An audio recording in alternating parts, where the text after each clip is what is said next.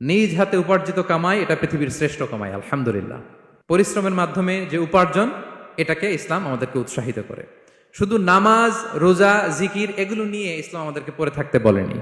Quranic order হচ্ছে আপনার নামাজ শেষ, আপনি বেরিয়ে পড়বেন, কাজে বেরিয়ে যাবেন। ফাইদা কুদিয়াতিস সালাতু ফান্তাশিরু ফিল আরদি ওয়াবতাগু মিন ফাদলিল্লাহ। বিধানটা কার বলুন? আওয়াজ করে বলুন, বিধানটা কার? এটা কোরআনিক ভার্ডিক্ট, কোরআনের বিধান। নামাজ শেষ, গোল হয়ে বসে জিকির করতে বলা নাই আল্লাহ। আল্লাহ বলেছে ফান্তাশিরু ফিল আরদ ওয়াবতাগু মিন ফাদলিল্লাহ, জমিনে ছড়িয়ে পড়ো, আল্লাহ রিজিক তালাশ করো। নামাজ শেষ, বেরিয়ে যাবেন। কৃষক চলে যাবে মাঠে, শ্রমজীবী চলে যাবে ফ্যাক্টরিতে, শিক্ষকরা চলে যাবে তাদের শিক্ষা প্রতিষ্ঠানে, কর্পোরেট ওয়ার্ল্ডের লোকেরা চলে যাবে তাদের প্রতিষ্ঠানে। ডেভেলপমেন্ট করতে হবে, সিভিলাইজেশন করতে হবে। নামাজের পরে গোল হয়ে বসে থাকা চলবে না। কি ব্যালেন্স দেখেছেন ইসলাম? আজান হয়েছে তো মসজিদে আসো, নামাজ শেষ বেরিয়ে পড়ো, আলহামদুলিল্লাহ।